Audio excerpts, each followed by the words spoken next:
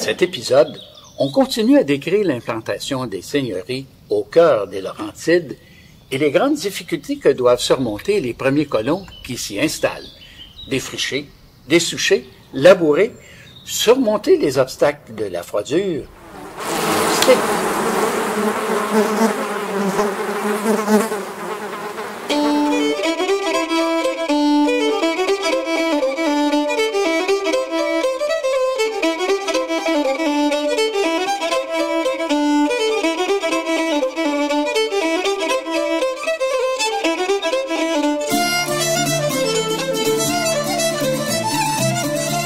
Située au cœur des Laurentides, la seigneurie des Mille-Îles fut concédée en 1683 à un capitaine du régiment de Carignan-Salière, Michel Duguay de Boisbriand.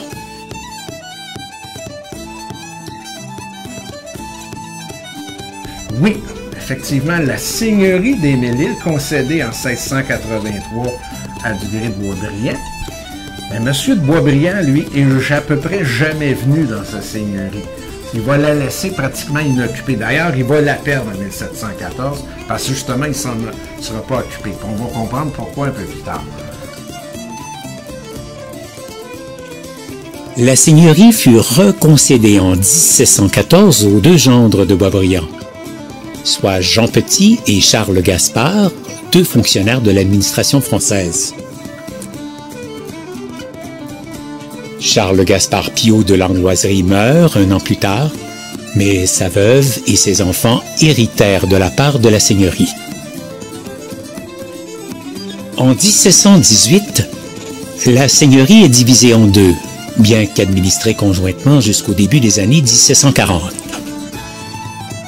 La moitié est deviendra la seigneurie de Blainville et la partie ouest restante conserve le nom de Seigneurie des Mille-Îles, qui fut aussi dénommée Seigneurie de la Rivière-du-Chêne ou encore Seigneurie du Mont, à l'époque où cette famille en était propriétaire.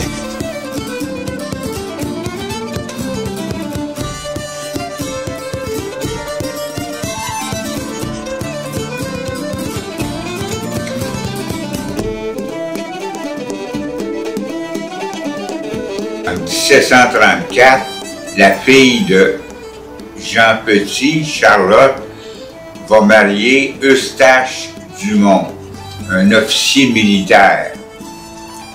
Alors déjà à ce moment-là, les premières concessions de terre sont faites à cette période-là. Alors c'est ce qui va donner plus tard le territoire de Saint-Eustache. En 1739, Eustache Dumont va commencer à concéder des terres dans la seigneurie de la Rivière-du-Chêne.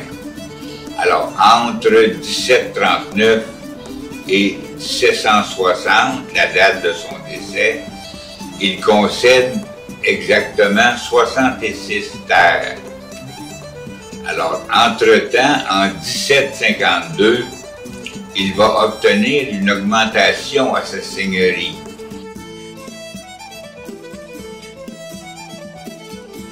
Au décès de Eustache Lambert Dumont, c'est son fils Eustache Louis qui va le remplacer à la tête de la seigneurie. À partir de 1789, Eustache Louis va commencer à concéder des terres dans ce qu'on appelle l'augmentation de la seigneurie des Mille-Îles.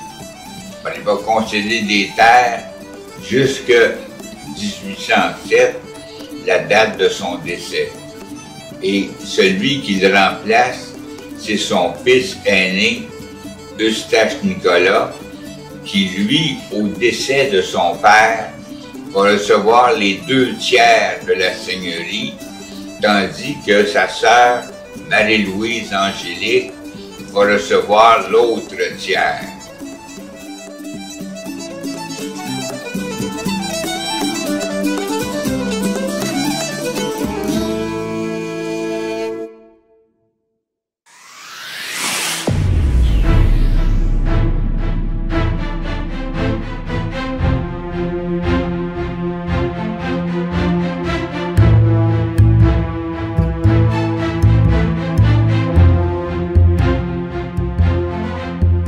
Alors évidemment, si on recule à la mer de Champlain, donc rapidement, là, 100 000 ans, c'est de la glace, tout se fond, 20 000 ans, il y a des dépôts qui commencent à s'accumuler dans le fond de la vallée du Saint-Laurent. Différents types de dépôts meubles. Je vous explique bien simplement. Si c'est un fond argileux, un vrai fond marin très très plat, pensez à Sainte-Anne-des-Plaines. Première image qui peut vous venir en tête, un grand fond très très plat, c'est de l'argile marine. Ça, c'était l'idéal. C'est ça que les colons recherchaient. C'est parfait pour faire différentes cultures, notamment les céréales. Il y avait aussi des sols un peu plus limoneux. C'était souvent des endroits un petit peu plus côteux. On le voit beaucoup dans le secteur de Mirabel, avec ses petits vallons, parfois des petits dépôts de roches, parfois une petite intercalation de sable. Alors, ça, c'est des terres qu'on appelait déjà dans notre jargon des catégories 3. C'est correct, on peut y faire de l'agriculture, mais ça ne sera pas le gros rendement des belles plaines de Sainte-Anne-des-Plaines, par exemple. Évidemment, retrait de la mer implique beaucoup de sable qui vient des Laurentides, qui ont été comme un peu arrachés du nord par l'espèce de rabot qui est le glacier qui va passer. Le sable, il y en a beaucoup. Ça va être d'ailleurs un gros problème dans la colonisation des Basses-Laurentides parce que l'immense plateau de Terrebonne qui vient passer non seulement au nord de Terrebonne, mais qui s'étire tout le long dans le secteur de Sainte-Thérèse. Pensez à Blainville. Tout le secteur actuel de la ville de Blainville, il se passait absolument rien là. C'était vraiment du sable pur. Et du sable pur en 1720, 1760, 1780, il n'y a rien à cultiver là-dessus. Alors, voyez-vous un peu, donc selon le type de sol, bien évidemment, on gagne notre vie ou on perd notre temps.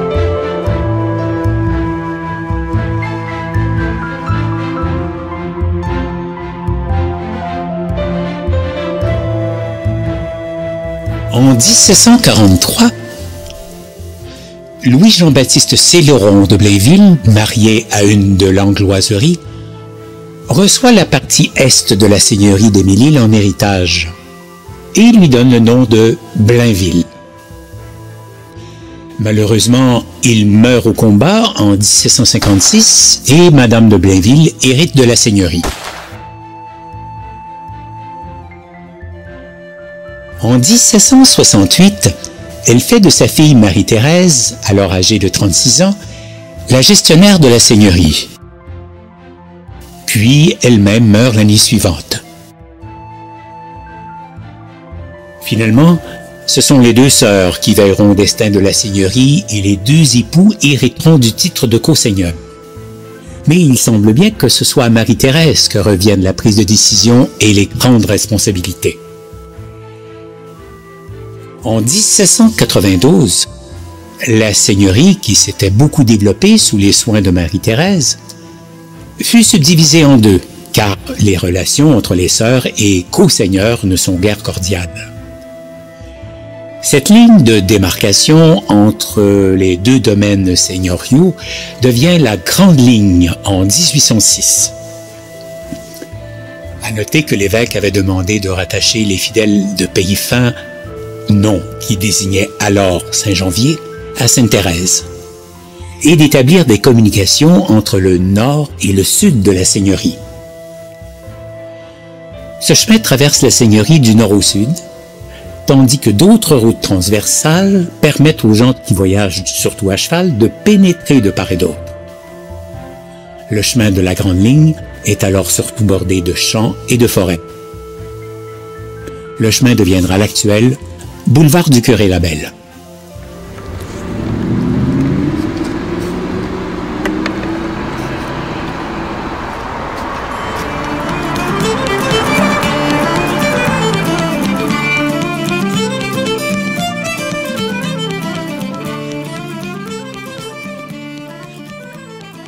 Dernière seigneurie accordée au nord-ouest de Montréal, la seigneurie du lac des Deux-Montagnes fut concédée à la demande des Sulpiciens, seigneurs de l'île de Montréal en 1717. Ils avaient convaincu les Mohawks que cela était pour leur bien et leur avaient promis des terres bien à eux au lac des Deux-Montagnes.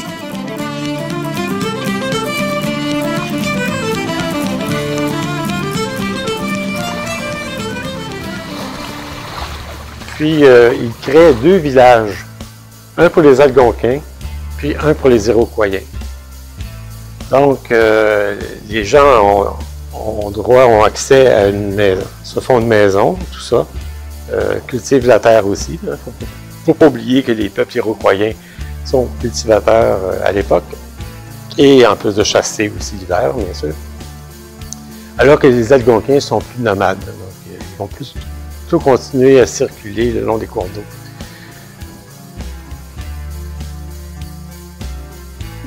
Les Sulpiciens créent donc une mission avec ces villages-là. Ils ont leur endroit à eux, leur église, etc.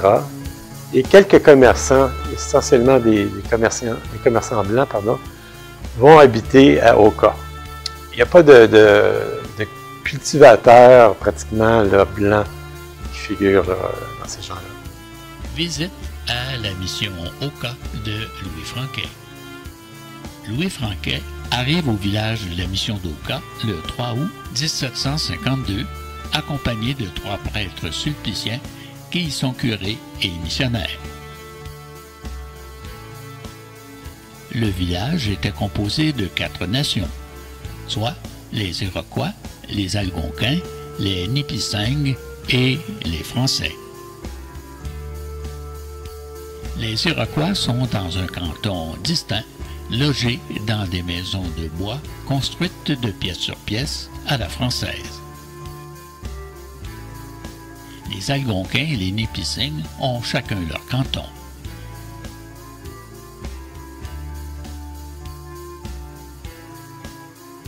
Les Autochtones de ces 2 nations vivent assez d'intelligence. À la fin de septembre, ils abandonnent le village pour aller hiverner dans les bois avec femmes et enfants et n'en reviennent au plus tôt qu'à la Pentecôte, soit au début de juin. Ils ne cultivent pas la terre, d'autant qu'ils font beaucoup commerce avec les Irlandais, habitants d'Orange.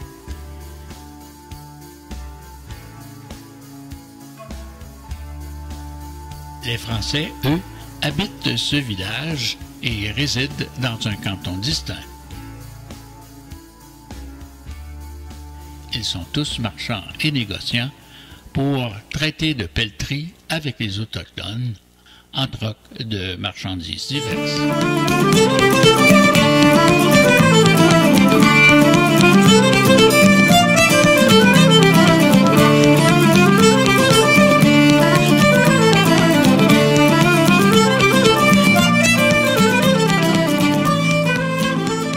Bien qu'amorcé dans les seigneuries voisines au nord-ouest de Montréal, c'est dans la seigneurie de Terrebonne, à partir de 1720, que le peuplement s'implanta dans les Laurentides.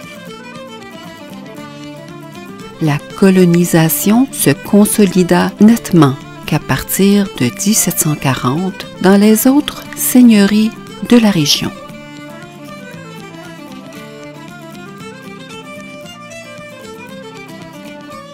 Écoutons l'historien Gilbert Desmarais nous éclairer sur ce qu'était vraiment le système seigneurial en Nouvelle-France.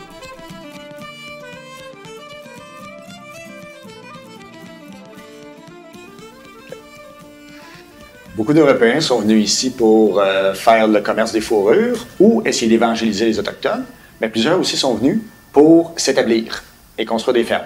OK. Et pour encadrer cette colonisation-là, il y a eu le système seigneurial. Est-ce que ça dit quelque chose? Non. C'est pas un système issu du système féodal en France? Ça ressemble un peu au système féodal, mais il n'y a pas d'obligation militaire entre l'habitant et son seigneur, comme le système féodal. C'est même une entente passée devant notaire dans un contrat. Alors, les droits et devoirs des 2 parties sont établis et respectés dans les 2 cas.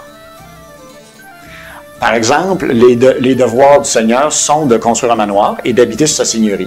Il n'y avait pas aussi l'obligation de construire un moulin banal? Oui, excellent point en effet. Et le moulin servait pour suivre l'évolution des récoltes parce que le censitaire devait payer une partie de ses récoltes au seigneur. Toi, est-ce que tu savais ça, Camille? Non. Et ça consistait en quoi, le sens? Le cens, c'est un impôt assez léger symbolique entre le censitaire, justement, l'habitant s'appelait censitaire parce qu'il payait le cens. C'était un petit impôt qu'il payait au seigneur annuellement. Il y avait d'autres impôts aussi. Il y avait l'eau et vente. Par exemple, quand on vendait une terre ou quand c'était un héritage, une partie de l'argent devait être payée au seigneur. C'est comme ça que les seigneurs se sont enrichis. Okay.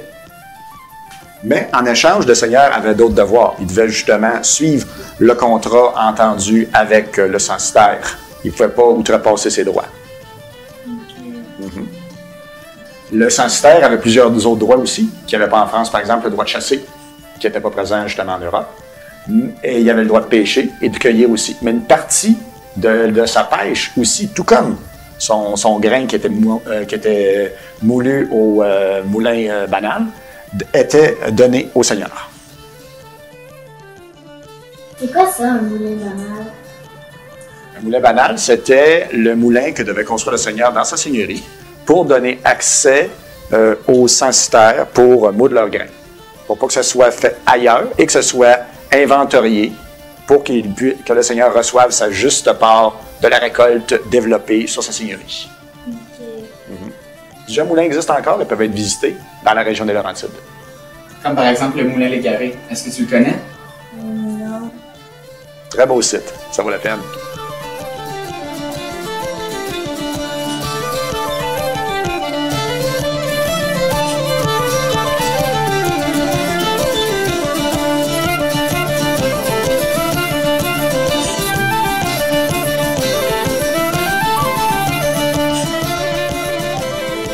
De façon générale, le système seigneurial constituait la base de la vie quotidienne de la majorité des habitants.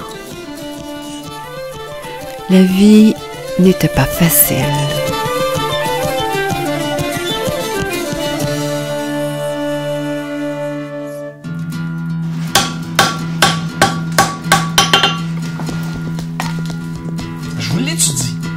La vie en Nouvelle-France, là, c'était pas toujours facile. Quand les colons arrivaient, là, ben, ils devenaient des censitaires. Censitaires, ça, c'est que le seigneur, qui a une seigneurie, il va lui donner une terre. Mais on a dû donner, là, parce qu'en réalité, là, c'était une location, parce que le colon, il payait des taxes et des impôts. Il était même pas propriétaire. Puis sa terre, ben, avant de l'avoir, il fallait qu'il ait coupé la forêt, parce qu'il y avait plein d'arbres, coupait la forêt, enlevait les souches, il se bâtissait une maison. Un colon, ça travaillait fort, du lever au coucher du soleil, à part les corvées qu'il avait à faire pour le seigneur et la communauté. C'était beaucoup, beaucoup de travail.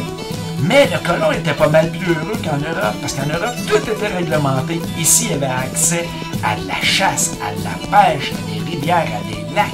Bref, la vie d'un colon était dure, mais tellement plaisante en Nouvelle-France.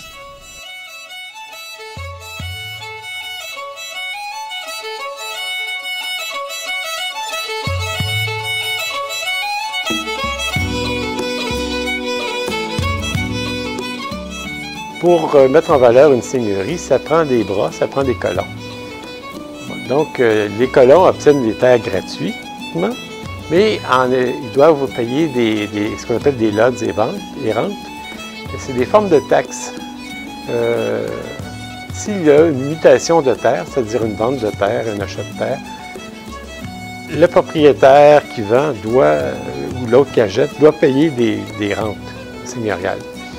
Il y a aussi le fait que vous pouvez être corvéable, c'est-à-dire que le seigneur peut vous demander de participer à des corvées de construction de chemins, de chapelles, etc.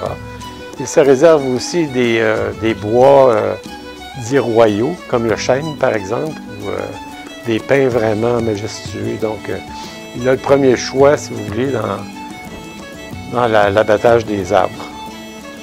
Alors, vous voyez, et il ne faut pas oublier une chose, c'est que tous le moulin qui sera construit par le seigneur, c'est le seul moulin à l'époque qui peut être construit et le censitaire doit passer pour faire moudre son grain, aussi son bois, par les installations seigneuriales. Il paie une cotisation, c'est tant de poches d'avoine sur la quantité qu'il apporte ou en argent. Donc, c'est comme ça que ça fonctionne, c'est donnant-donnant. Et puis, c'est aussi important, assez important que si ça fait 1 an et 1 jour que votre lot n'est pas mis en valeur, le Seigneur le reprend et le redonne à une autre personne. C'est partout comme ça dans la seigneurie de Xavier de Montagne et dans les autres seigneuries.